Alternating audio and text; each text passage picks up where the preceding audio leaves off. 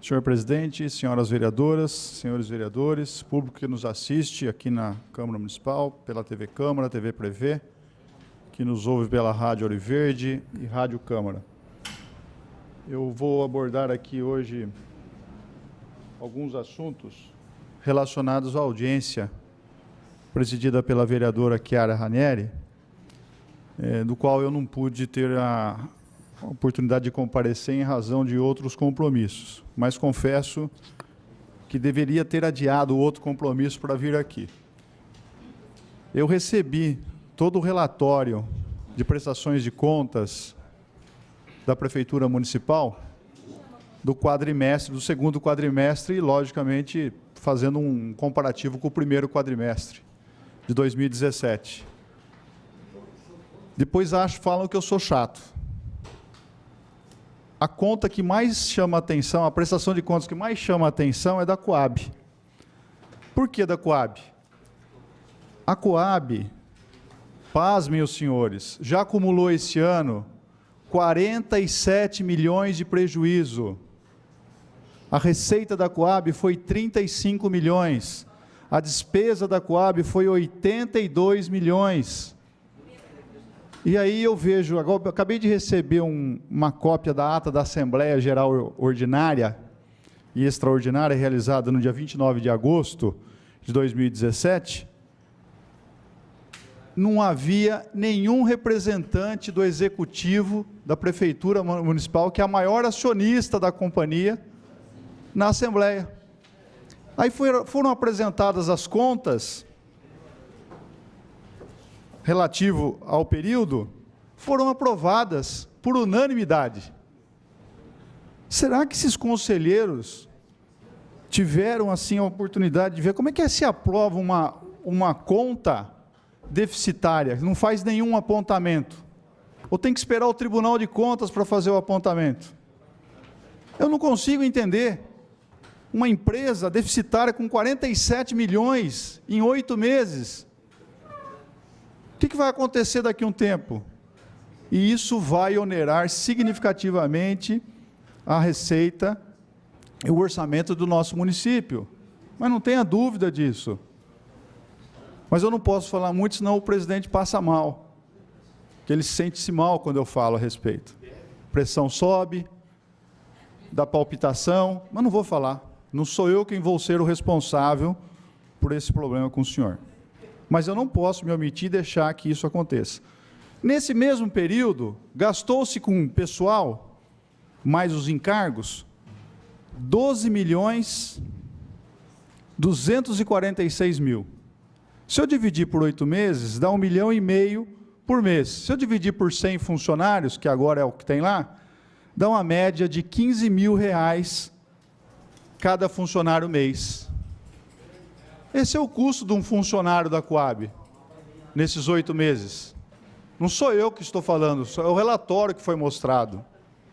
Numa situação como essa de crise, a lei de responsabilidade fiscal pegando praticamente o prefeito, é lógico que a Coab não tem nada a ver com a lei de responsabilidade fiscal, porque ela não faz parte do orçamento, não faz parte dessa receita e despesa, mas é algo que chama a atenção. Uma companhia deficitária, e ainda por cima, pagando em média quase R$15 mil aos seus funcionários, é o custo de um funcionário, não paga isso para cada funcionário, mas é o custo de cada funcionário, levando em consideração o seu salário e mais os encargos sociais. Outro assunto, o DAI. Nessa mesma audiência, o DAI, aparentemente, fala assim, nossa, o DAI é uma companhia, uma autarquia excepcional.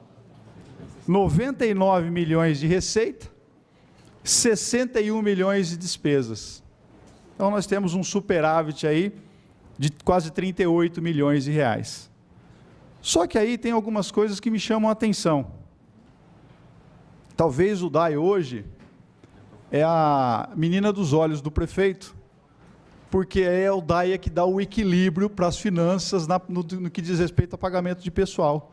Porque o DAI, a receita do DAI compõe a receita geral da prefeitura, e como a despesa de pessoal do DAI corresponde a 30% daquilo que ela arrecada, ele acaba compensando a Indurb, acaba compensando outros setores da administração.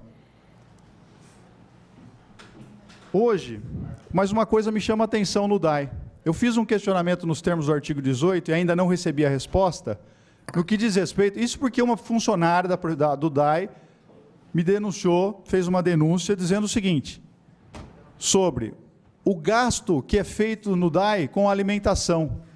Quantas refeições são servidas diariamente? Se eu tenho 700 e poucos funcionários no DAI, eu não posso ter mais do que 700 refeições dia. Só que aí uma coisa me chama a atenção, e um dia eu fiz uma pergunta para o presidente Eric Fabres aqui, ele não soube me responder, mas agora me trouxe a resposta nessa prestação de contas. Porque além do fornecimento de alimentação para os funcionários do DAI, que tem despesa com cozinheira, com compra de alimentos, insumos e tudo mais, e nos finais de semana ainda tem a contratação do fornecimento de marmitex para os funcionários que vão fazer plantão, isso é perfeitamente natural. Só que também dentro do campo de despesas do DAI, nós temos aqui um negócio chamado auxílio alimentação. O auxílio alimentação custou para o DAI, nesses primeiros 8 meses, 2,3 milhões de reais. 2 milhões e 300 mil. Auxílio alimentação. Como é que pode uma companhia, uma autarquia, que fornece alimentação, tem a sua própria cozinha industrial, compra marmitex para os funcionários no final de semana e ainda por cima fornece auxílio alimentação? Por isso que eu falo que o DAI, apesar de ser uma empresa superavitária, ele precisa sim de uma gestão diferenciada. Ou então, o prefeito, se ele souber aproveitar, já que ele precisa de tantos recursos para investimento na nossa cidade, por que não fazer a concessão do DAI? Por que não? Nossa, a tarifa das outras companhias é muito mais cara que a do DAI. Não é não. Eu vou trazer aqui, em breve, um comparativo de tarifas de metro cúbico de água em toda a região. Onde tem companhia A, onde tem companhia B, onde que é feito com recursos próprios. Indurb. Vamos lá para a Indurb agora. Receita, 38 milhões. Despesas, 37,9 milhões. Aliás, ao contrário.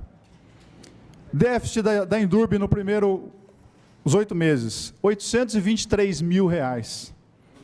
Despesa de pessoal, consome quase que 60% da receita, 19 milhões. Mais as obrigações,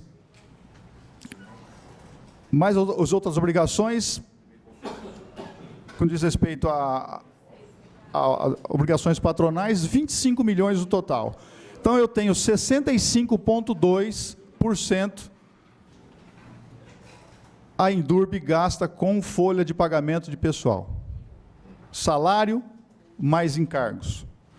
Olha, não é possível, o prefeito não pode continuar sendo míope em relação a uma empresa pública que foi criada para apoiar a administração, né? Eu acredito que na época foi a solução encontrada para não contratar mais funcionários, ou não haver concurso, mas hoje, como se sabe, praticamente todos os funcionários já adquiriram estabilidade. Então, na verdade, hoje, é uma empresa que presta serviço para a própria administração, mas a um custo muito alto. E o maior custo disso aí, eu vou detalhar isso aí oportunamente, diz respeito à coleta de lixo. A nossa coleta de lixo, ela é extremamente cara. E um dos motivos é que funcionários que são coletores de lixo, hoje, que diga-se de passagem, uma profissão honrada e digna, trabalham apenas 6 horas. Enquanto você vai em qualquer outra cidade em que faz esse tipo de exploração, o trabalhador trabalha 8 horas. Como é que faz para compensar isso? Paga com hora extra. Então, eu faço um acordo coletivo, eu faço um acordo com o sindicato para trabalhar 6 horas. Aí eu pago mais 2 horas de hora extra.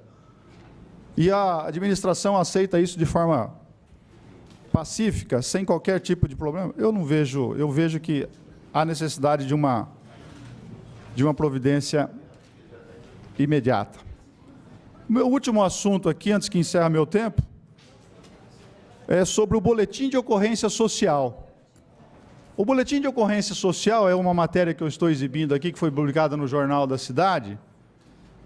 É o seguinte: as polícias militares de Presidente Venceslau, de Presidente Prudente, Dracena, Assis, agora Jaú, a polícia militar, assim que registrar uma ocorrência em que envolve lá menores, em que tem lá uma criança que foi agredida pelos pais, seja lá o que for, que é uma ocorrência naquele momento policial, essa mesma ocorrência, ela vai ser colocada, inserida dentro de uma plataforma, em comum acordo com a Prefeitura Municipal, e outros órgãos ligados à Prefeitura poderão adotar medidas pertinentes àquela situação, como, por exemplo, o Centro de Referência Especializado de Assistência Social, o CREAS, o Centro de Referência de Assistência Social, o CRAS, o Centro de Atenção Psicossocial, o CAPS, o Conselho Tutelar, a Secretaria da Saúde. Por que isso? Qual é o objetivo desse boletim de ocorrência social? O objetivo é fazer com que a Polícia Militar não fique reiteradas vezes atendendo no mesmo local. Para que se tenha uma ideia, dependendo do tipo de divergência que existe em uma determinada família, a Polícia Militar chega a atender naquele mesmo local 20 vezes, ela é despachada 20 vezes para o mesmo local. Como é que nós resolvemos isso? Envolvendo os órgãos que podem resolver o problema. Aí por isso que chama-se boletim de ocorrência da Polícia Militar Social. Essa é uma ferramenta que vai ser implantada em Bauru em breve, e eu tenho certeza que a Prefeitura, que a SEBS e que outros órgãos têm tudo a ganhar. Mas principalmente quem é que vai ganhar? Principalmente aquela pessoa que é desprotegida, aquela pessoa que normalmente tem a sua integridade física ameaçada. Muito obrigado, senhor presidente. Eu peço reserva do meu tempo.